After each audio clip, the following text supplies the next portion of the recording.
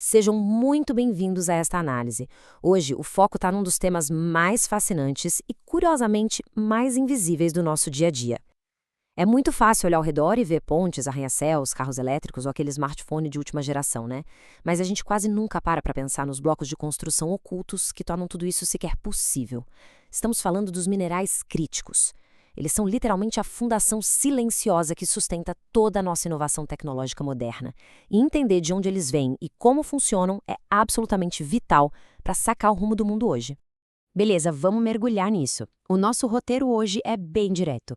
1. O que são minerais críticos? 2. A espinha dorsal do futuro. 3. Energia, telas e baterias. 4. Indústria aeroespacial e defesa. E por fim, 5. Geopolítica e risco de suprimento. Começando pela seção 1, o que são minerais críticos? Definindo os elementos essenciais da nossa sociedade moderna. Para começar, a gente precisa estabelecer uma base sólida. Vivemos numa era em que a nossa rotina depende de materiais que a maioria das pessoas nunca nem viu. Mas afinal, o que dá a um simples recurso natural o peso de ser chamado de crítico? Bom, como a própria definição mostra, minerais críticos são recursos naturais de origem inorgânica absolutamente vitais para a economia moderna. Só que a segunda parte dessa definição é o que realmente acende a luz de alerta. Eles possuem cadeias de suprimento vulneráveis a interrupções. É essa combinação de ser algo de extrema importância com uma vulnerabilidade imensa que rende a eles esse selo. Ou seja, não basta ser útil, o negócio tem que ser indispensável e bem difícil de garantir.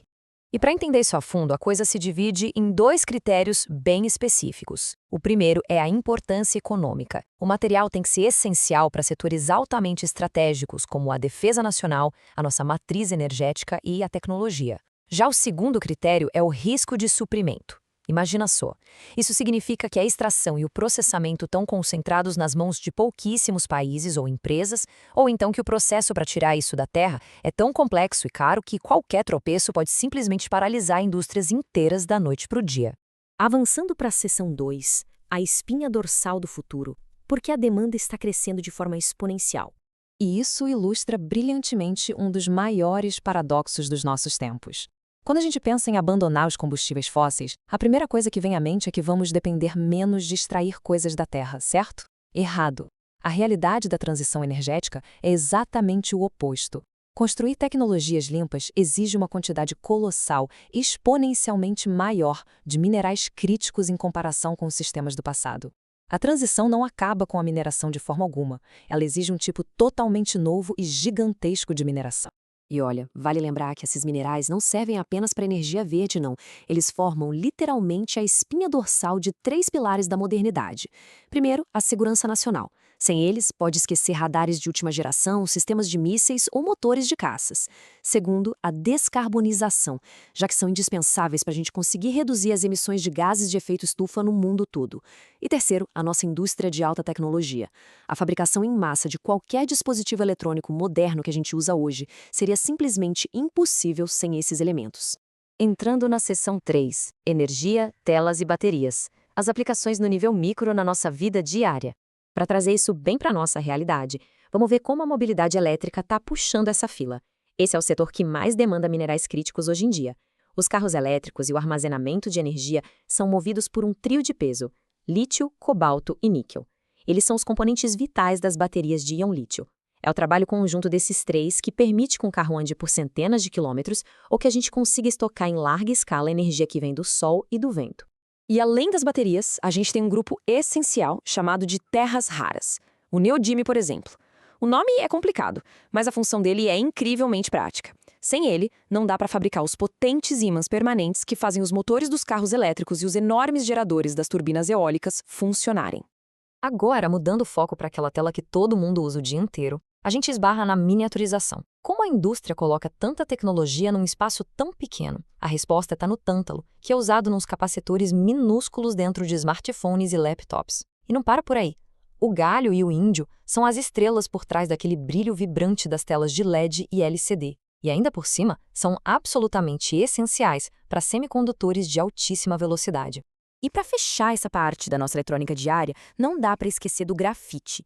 E não estamos falando só da ponta do lápis, mas de uma versão de altíssima engenharia. O grafite de alta qualidade é exigido como material principal no ânodo de quase todas as baterias modernas, o que garante a estabilidade de toda essa tecnologia. Seção 4. Indústria aeroespacial e defesa. Sobrevivendo a condições extremas. E o que é realmente interessante nesse slide é notar que, na indústria aeroespacial, a brincadeira muda totalmente de figura. A gente está falando de aguentar pressões e temperaturas insanas. O titânio é a grande estrela aqui. A relação de força e leveza dele é um absurdo. É por isso que ele é tão usado em fuselagens de aviões comerciais e naves espaciais, garantindo a resistência necessária para voar em altíssima velocidade, mas mantendo a leveza para economizar combustível. Outro caso simplesmente fantástico é o do berílio. Estamos falando de um material tão especializado que foi escolhido a dedo para missões onde a precisão atômica é exigida. Ele forma os espelhos dourados ultraleves daquele telescópio espacial James Webb. Sim, a tecnologia que está permitindo à humanidade enxergar as origens do universo depende inteiramente desse material. Mas não pensem que isso tudo é só para tecnologia espacial ou inovações do futuro. A indústria mais tradicional também depende fortemente dessa mineração. A platina e o paládio, por exemplo, são usados aos montes como catalisadores nos carros a combustão normais. Sem eles nos escapamentos, a poluição das nossas cidades seria intolerável. Além disso, eles são um motor de inúmeros processos químicos pesados na indústria global. Indo para a seção 5. Geopolítica e risco de suprimento. Um mapeamento global desses recursos. Vamos seguir e ver como isso se constrói na prática. Porque se a modernidade depende de tudo isso, a grande pergunta é: de onde vêm esses materiais? Os dados mostram uma concentração geográfica extrema. As terras raras, por exemplo, têm a China como produtora esmagadoramente dominante. O lítio vem muito da Austrália e do Chile.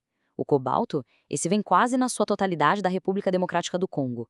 E para os aços especiais, o Brasil domina fortemente o mercado como o maior produtor global de nióbio. É um mapa logístico vital, mas extremamente frágil. Naturalmente, essa concentração deixa o mundo todo em estado de alerta. Os países perceberam que precisam diversificar suas fontes de extração com urgência, além de investir bilhões na reciclagem do que já foi extraído. No fim das contas, a grande corrida de hoje é para garantir a tal da soberania tecnológica no futuro, sem ficar refém de um ou dois fornecedores. Toda essa nossa conversa sobre a invisível espinha dorsal da modernidade nos traz a uma reflexão muito séria para encerrar.